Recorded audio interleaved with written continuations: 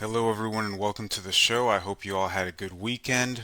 What we're going to talk about today is the assassination of Charlie Kirk that occurred last week. I'm not going to go through any of the video footage on this podcast because I'm sure you've seen all of it. It's pretty disturbing.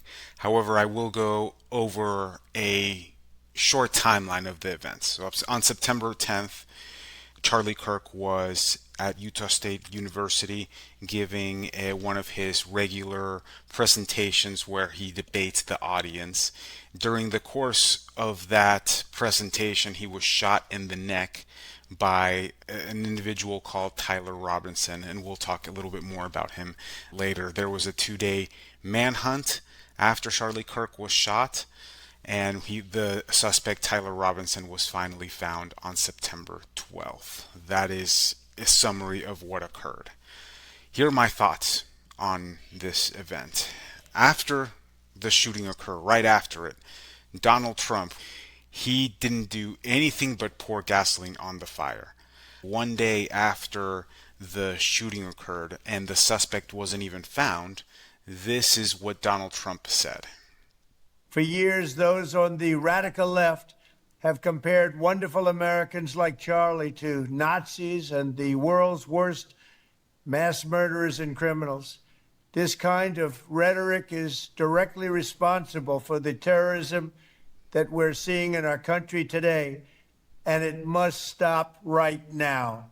Okay, once again, this comment that Donald Trump just made was made before we knew anything about the suspect. Donald Trump is in front of the American people in a primetime address already accusing the suspect of being a radical leftist and implying that quote unquote radical leftists are responsible for what happened. This is somebody who is not a good president because Donald Trump is not a uniter. He's a divider.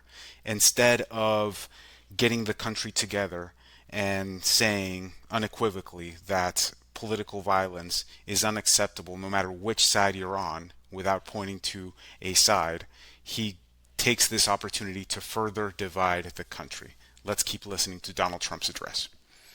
My administration will find each and every one of those who contributed to this atrocity and to other political violence, including the organizations that fund it and support it, as well as those who go. Okay, one important thing there. Donald Trump is saying that he will go after organizations that fund and support leftist narratives that would fuel future assassinations. But what he's actually saying, the translation, Trump speak there, is that he's going to look for organizations that have leftist policy proposals such as Act Blue or any type of organization that goes against MAGA. He's going to use the excuse of the Charlie Kirk assassination to defund them in whatever means he has available to him as president of the United States.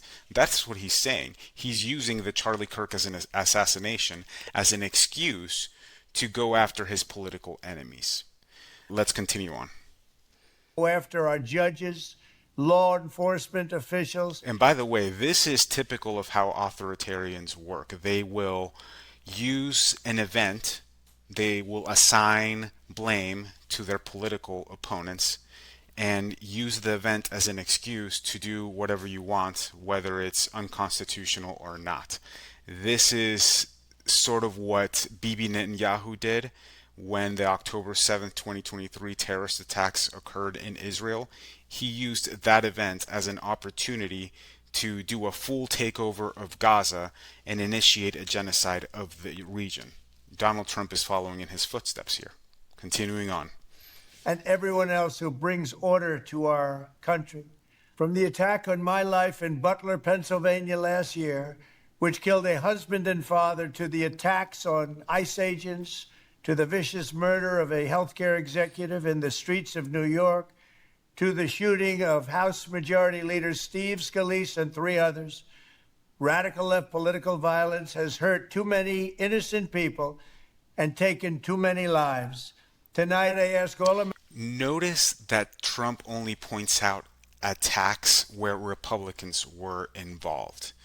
He doesn't mention the attack on Pennsylvania Governor Josh Shapiro, where the suspect attempted to burn his entire house. He doesn't talk about the assassination attempt on Nancy Pelosi, where Nancy Pelosi wasn't in the house, and then the suspect proceeded to beating Nancy Pelosi's husband with a hammer. Donald Trump doesn't talk about the shooting and killing of the Democratic state legislators Melissa and Mark Hartman earlier this year.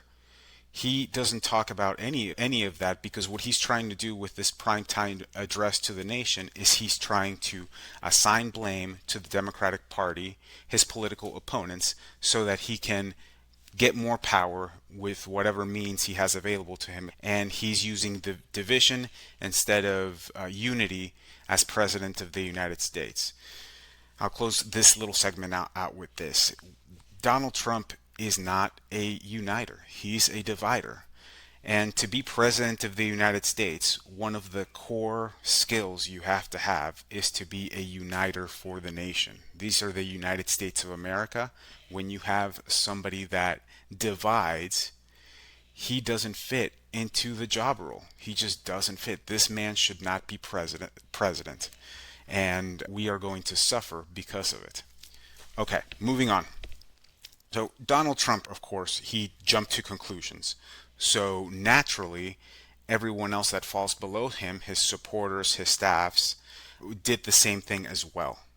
To the point now where right-wingers all over the internet, on Reddit, 4chan, 8chan, all these other social media environments where right-wingers congregate, they are calling the Charlie Kirk assassination a war against the right wing, and they are preparing themselves, and the rhetoric goes kind of like they're preparing themselves for a war against the quote unquote radical left. So this is setting the stage, kind of like what happened on January 6, 2021, where there was the big lie. Donald Trump comes out and says that he won the 2020 election, which he didn't. His followers believed him. Donald Trump kept repeating the lie over and over and over again that he won the election. And that process ultimately ended on January 6, which was an embarrassment to the United States of America, as we all know by now. That same pattern is starting to take shape with this situation. Donald Trump, from the get-go, without even knowing who the suspect was, assigned blame and lied to the American people, saying that this was some radical leftist from the Democratic Party, blah, blah, blah, blah, blah. And he's going to keep repeating that over and over again. His supporters are going to believe it and talk about it on the internet. And eventually this is going to end up in another probably escalated situation where somebody else may get assassinated. That is what we're building up towards here, because Donald Trump is not performing the role as president to be a uniter. He's supposed to calm the situation down. He's not. He is fomenting it. He's pouring fuel at the fire at this point. And now let's talk a little bit about the suspect. His name is Tyler Robinson. Right-wingers are saying that he is a radical leftist because, number one, there are claims that he had some sort of romantic relationship with his transgender roommate. That's one, and that's just a claim. There hasn't been any evidence that I have seen in front of me confirming that. So that's number one. Number two, they're saying that he's a radical leftist because one of the bullet casings said, "Hey fascist, catch." That's it. That is the only thing they have at this point. What they're forgetting to do is they're forgetting to mention everything else that makes this individual not appear like a radical leftist, as they call him. Here's what they're ignoring. Number one, he is a straight white male from the state of Utah. His father is a former law enforcement officer. His entire family are registered Republicans, and they are all gun enthusiasts. In fact, let me show you some pictures from Tyler Robinson's childhood. All right, here we see Tyler Robinson with what appears to be a .50 caliber machine gun. He liked shooting guns. He liked going to the range. That's him and his mother. Guns again. This is him in one Halloween with a Trump costume. Him at a gun show. And those are the childhood photos we have of him. So is this somebody who strikes you as a radical leftist? No, I don't think so. He is not somebody who strikes me as a radical leftist. I think what's going on here, and I was having a conversation with a friend about this over the weekend, is we have an individual who is young, who is not involved too much within his community, is lonely. He went on the internet, and he is somebody who does not have a side. All this individual wants is to cause chaos. If you go deep into social media websites like 4chan and 8chan and Reddit like I do, there's an entire cohort of young men there who are young, who are a lot of times in their parents' basement, I guess, for or different living situation, a living situation where they are living with their parents, and all they're doing is talking on the internet about how much they hate everything.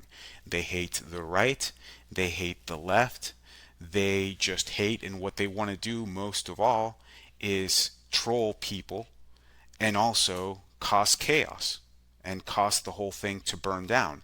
And that's exactly what this individual did. He shot Charlie Kirk. He made it ambiguous as to what side he was on. He trolled all of us with the messages on the bullet casings. And now he's not speaking to authorities. And the Republicans are playing into his hand. They are doing exactly what the shooter wants them to do, which is divide everyone and cause people to hate each other. And eventually, this can lead up to more violent acts in the future. That's what he wants. The Republicans are playing into his hand. Donald Trump should have gotten in front of everyone and said that this is unacceptable no matter what side you are on, and that the temperature should be cooled. That is what he should have said. But no, he did the opposite. He blamed his political opponents, and now this is going to turn into a much worse situation. One last thing I want to talk about is there seems to be this idea on the right that if you didn't agree with what Charlie Kirk has said in the past, then somehow you are celebrating his death. Or on the internet, if somebody says that Charlie Kirk was a fascist, a racist, now, if somebody says that now, then the automatic reaction from a right winger is to claim that that person who called Charlie Kirk a fascist and a racist is celebrating his death. That's not what's happening. Look, both things can be true at the same time. You can condemn Charlie Kirk's assassination, and you can also believe that Charlie Kirk was a fascist. And that's what I'll do right here. I don't agree with Charlie Kirk being assassinated, anybody being assassinated for political reasons or any other reason. If I could change it in the moment, if I could go back in time and somehow prevent that from happening, I would.